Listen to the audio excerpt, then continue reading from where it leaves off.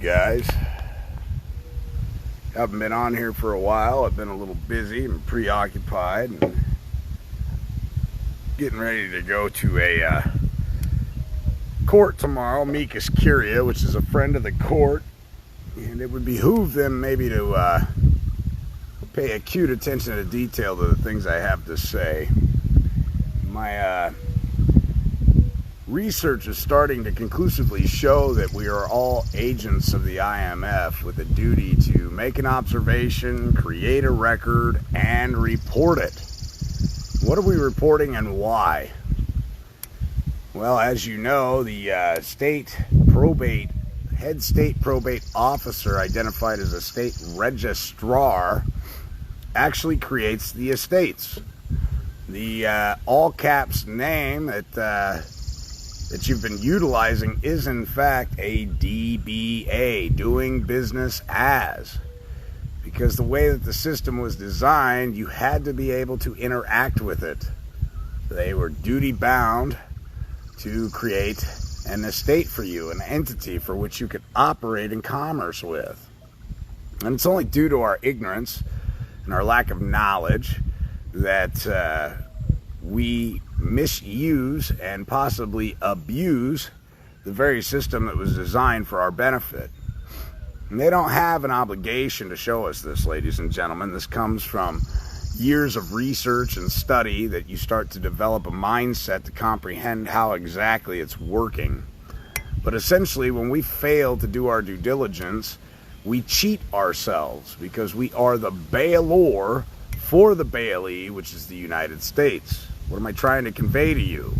What I'm trying to show you is you are not an owner, but you are a party of interest in every corporation that has ever been manifested through the Secretary of State's office in any state.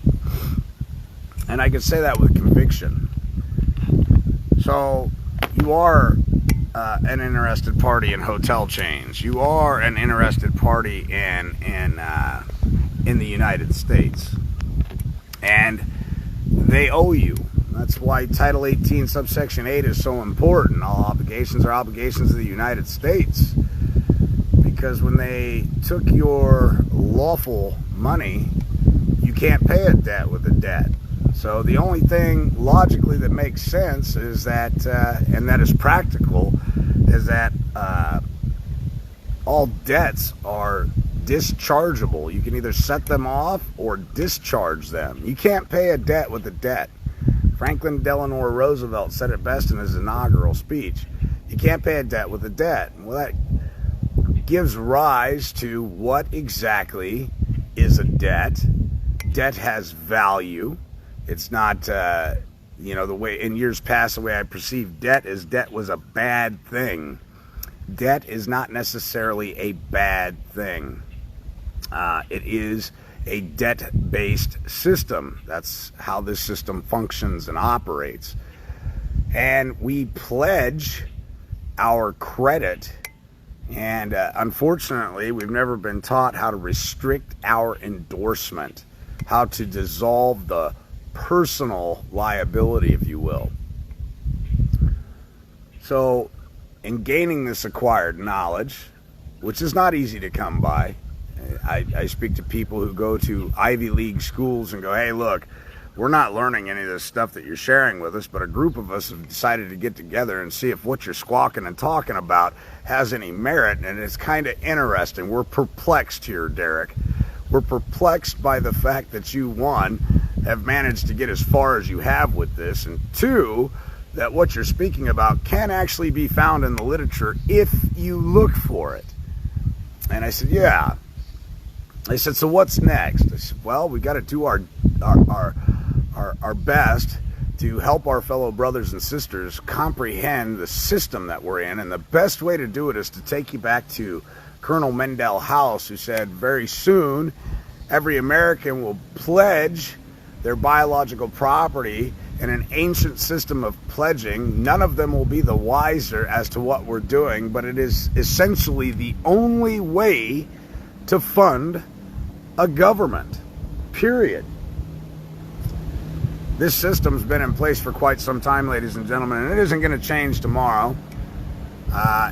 And quite frankly, I don't think that it will ever change, because the system is perfect in every way. Our frustration comes from our lack of understanding of how to utilize the system for our benefit, because we are the heirs. We are the intended beneficiaries.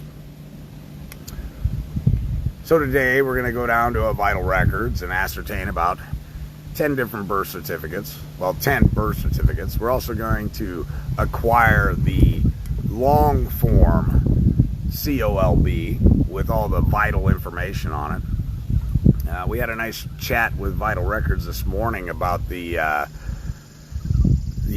Book of Life. They were a little perplexed about our conversation, but I think I sparked a little bit of curiosity within them, planted a seed, and I'm sure they're going to go do their own due diligence to find out whether or not I know what I'm speaking of. And if they apply themselves in the slightest bit, they will soon see that the Book of Life does exist.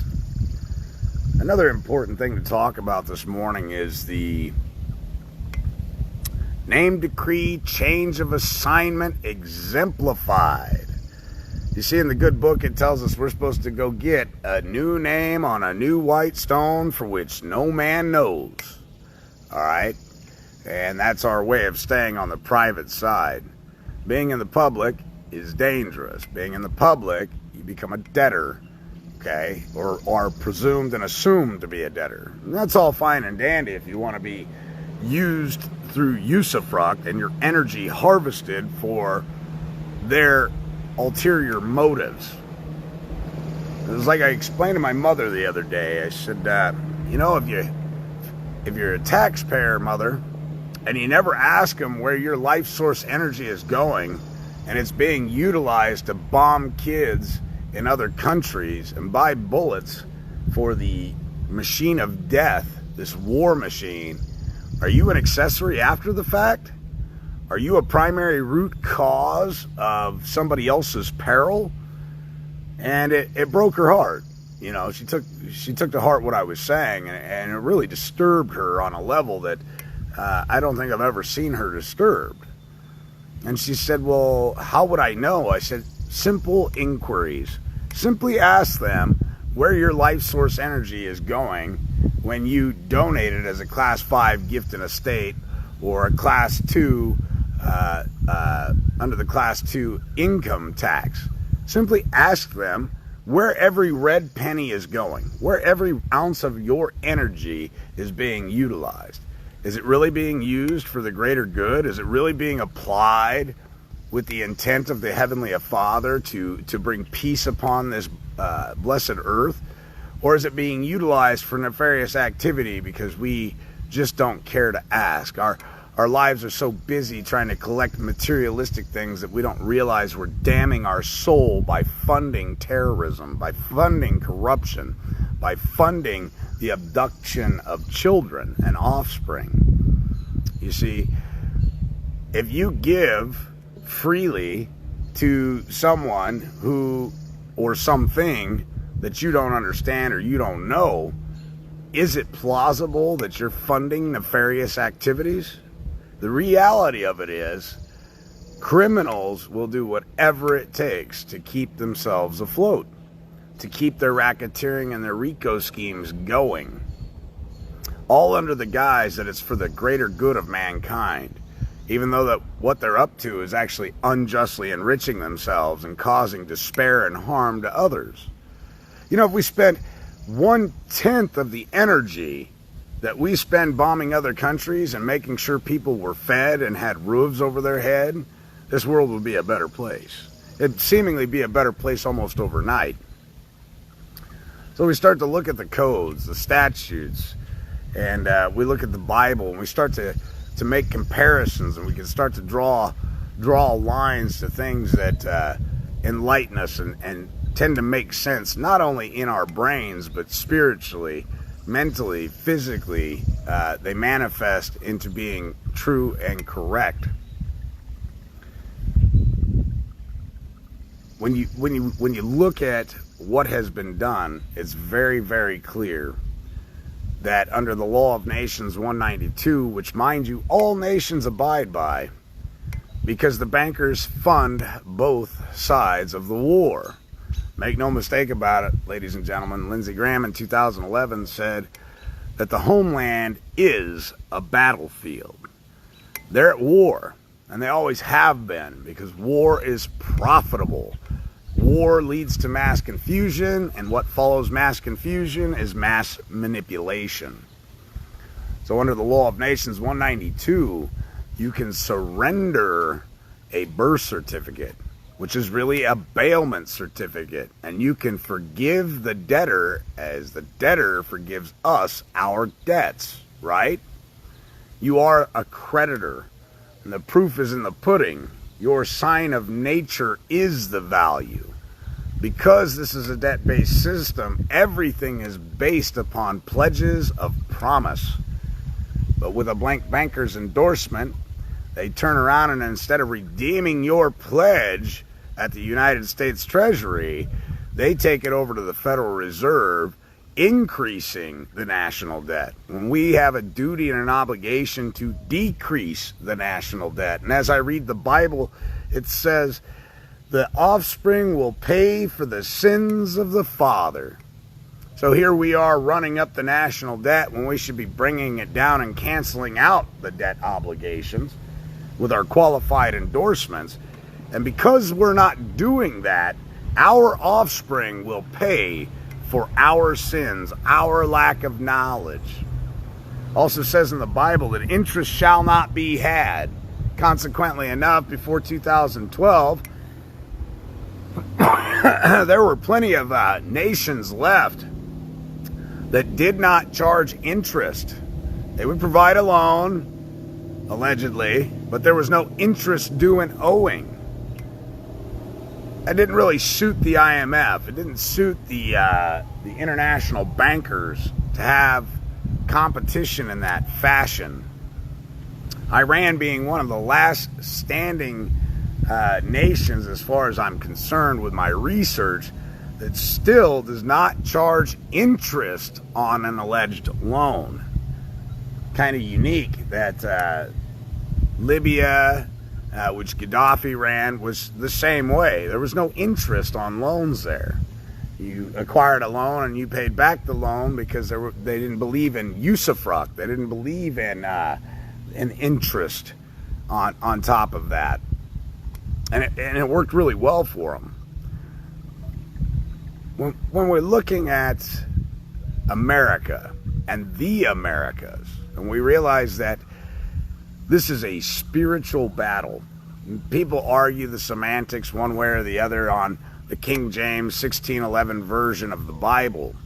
But I'm here to tell you, that's how the Americas, New Zealand, Australia, all those banking charters were predicated off that book. So I keep telling you guys that book is an original book of trust. It has all the laws in it, and it is, in fact, a banking manual.